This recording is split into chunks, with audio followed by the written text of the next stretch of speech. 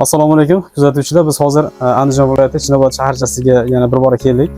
Bu joydagi obyektimiz mana shu ko'rib turganingiz Fayzli bir qavatli xonadonimiz. Shu ko'rib turganingiz uylarimiz bir qavatli mavjud bino bo'lgan. Bularda oldi qismlarini, tom qismlarini o'zgartirib, boshqacha bir chiroyli stilda loyihalashtirib dizayn qilib berganmiz. Bu xonadon egasi Kimsombek domlamiz o'zlari bizning xizmatimiz to'g'risida bu uylar haqida qisqacha ma'lumot berib o'tadi. 90-yillarda uy qurilishida bunaqa proyektlar, loyihalar, bunaqa dizayn ma'lumot yo'q endi. Hani o'zimizni palonchi uy sotib qarab turib uy soldiveradi.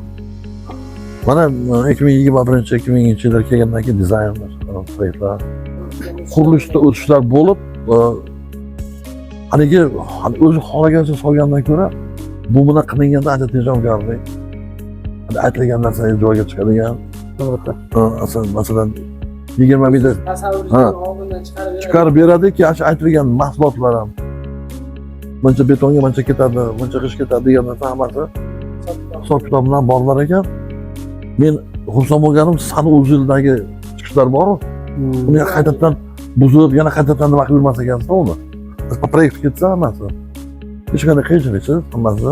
Elektr montaj ishlari, fasad qismlari, eshik deraza o'rnatishlari hammasi hisob kitoblar joyida bo'lgani uchun qiyinchiliksiz o'rnatildi mana bular hammasi.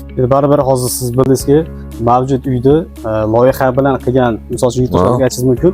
Mavjud binomi yoki noldan qurish kerak bo'lgan binoni u narsani loyiha bilan qurishlikni albatta tavsiya qilasiz. Chunki bu masalan nima desam bo'ladi? Ona yana 5 million, 6 million, 7 million, 10 million buni. Lekin siz bitta joyda qaytadan yana buzib bitgan binoni qayta buzib qiladigan bo'lsa, undan 2 barobar ish bo'ladi. Masalan, mana shu toshbondan men bu narsa chiqarishim kerak bo'lib qoldi. Buni yana qaytadan usta ishlashim kerak. Loyihada bo'lsa ham ketgan joyda. Yo'qmasa o'sha joyida o'zgartirib ketsa bo'lardi, ana shu momentda o'zida. Endi bitgan narsani qaytadan buzib chiqarish endi loyihani pulidan qimmatga tushib ketadi-da. Azizcha men tavsiya qilaman, ilojini boricha imkoniyat darajasida noldan boshlaysizmi? Qayta rekonstruksiya qilasizmi? Albatta loyiha qilish kerak. Albatta loyiha qilish kerak. Chunki loyihada aytilgan narsa joy-joyida ham yo'q. Qancha santimetr qo'yilgan, turba qaydan ketgan, montajlar qaydan ketgan, hamma joyga turibdi. To'g'rimi?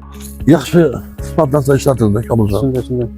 Domla bu yerda hozir uyimiz uchun ketgan sarf baribir bizning kuzatuvchilarga qiziq bo'ladi. Shunga ma'lumot berib o'tsak, siz aynan bu travertin toshimiz qayerga ishlatdingiz? Toshimiz qanaqa? Sokol qismimiz. Endi sokoldan boshlaydigan bo'lsak, asosan boshlanish sokoldan boshlanadi. Sokol ingliz Galaxy deyishar ekan. 1 kvadrat metr $82. 82 dollardan. Umumiysi qancha ketdi? Umumiysi 200 kvadrat oshira ketdi. Umumiysi ish haqi boshqasi 20 ming ketdi sokol o'ziga. O'ziga shu boshqa o'ziga yengil. Demak, travertin toshimiz endi asosan O'shtik ishlatib Qirg'izistonda. Namangan ibolab kelishar ekan, shu dogovor bilan Namangan mashina oldik. O'shan bir turist kvadratga borib qoldi. Turist kvadrat umumiysi. $21 olindi. $21. 120 ming so'mdan yopishtiribdi. Umumiy rasxod qancha ketdi? Umumiy rasxodda men nimaga tushib ko'rganim yo'q. Anchaga borib qolganim yo'q endi bu. Hali daskalarni hisob kitoblariga ertaga yana degan bo'lsa, ko'zim botib o'tadi. Tushunarli. Ustollarimizda har bittasi $500 qiladi. Aynan bu dumaloqi $500 $500. To'rtburchagimizchi? To'rtburchakni mana shu kelishdik. $500. Tushunarli. Ikkita bor. Bitta ikkita bor. Jami 8 degani? Ha, shunday. Pastda o'zidagi kalsonni o'zi $1,5 ming. Mana uni o'zi. Tepada bor ekan u. $1,5 ming. Tushunarli. Har bittasiga buniki ham maslahat. $1,5 qiladi. Xo'p, romlarimizchi? Romlarimiz asosan imzo romlari ishlatiladi. Imzo romlari. 7 sm qalinlik imzo romlari. Termo. Unga pastda bir 16 ming borib qoldi. Umumiysi 16 ming ketib qoldi. Chunki uni o'rtadagi nima deyishar ekan, shaplanka deyishar ekan, shaplanka qimmat ekan. Tushunarli. Lekin men o'sha 2021da uni qattiq sovuq. 2022da 22da bo'ldi. 22da qattiq o'shaniki qattiq sovuq bo'ldi-yu. Ishonavering komiljon, terlab ham qo'ymadida. Masalan, ana akvaryumlarimiz ichkari tomonlari gullab suv oqib ketdi. Umuman hech narsa bo'lgan yo'q.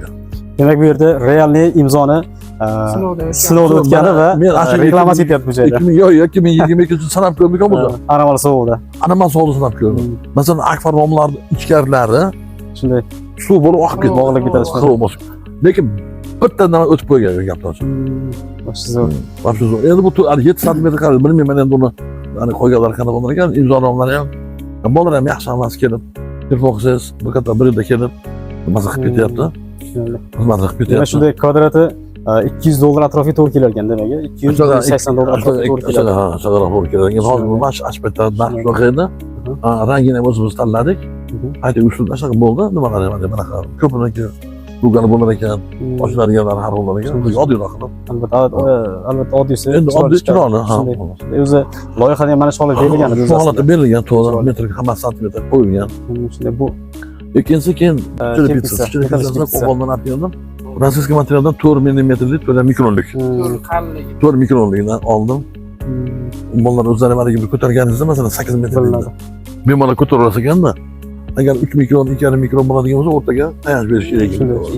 Tegirib ketar ekan. Mana rangi ham o'zgargani yo'q, hech qanday. Mana bu 4-chi xizmat qilyapti.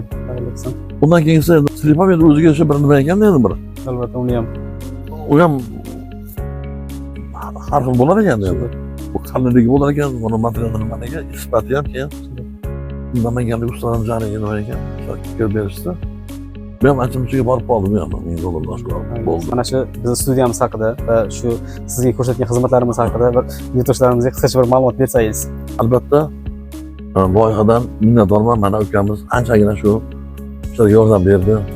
Agar shu loyiha bo'lmaganda qudrat chiqmasa kerak edi menimcha. Bu daraja bo'lmasdi. Baribir loyiha bilan qilingan ishlarga farq qiladi. Endi bu loyiha bilan qilingan ish planli doim Albatta. oxirigacha planli ketadi ham barakali bo'ladi dedi. Ishlaring omad, молодец. Rahmat. Chiroyli, bundan chiroyli proyektlar qilinglar. Endi nima desam bo'ladi? Ashu xalqimiz pul topyapti, qiynalib. Yuqoraman dedi Komiljon. Siz ashuni shunday tushuntira bilish kerakki, masalan, mana 6 million yoki 7 million, 10 millionga qilayotgan bo'lsa ham, aka, ishingizni omadini bersin. Lekin proyekt qilayotgan ishda ayrim muammolar bo'lib qoladi. Albatta. Siz 10 million berayotgan menga proyekt pulingiz, u ashu qilingan xatoni 2 barobar ketishi ham mumkin. Shunday. 2 barobar ketadi. Qayda tish kerak, qayda yamash kerak. Bu proyektni qidirganman, proyekt o'qiydigan usta ham bo'lishi kerak ekanda. Tomizdan. Shunday ustani ham topish kerak ekan, shu qilingan proyektni o'qib, qayerga nima qo'yish kerak, qayerda qanaqa qilish kerak, hammasini hisob-kitobni qiladigan Bu narsaga isbot tariqasida ayni shu joy ko'rsatib keting-da, mana shu binoyimizning oldi qismi figura chiqyapti-yu.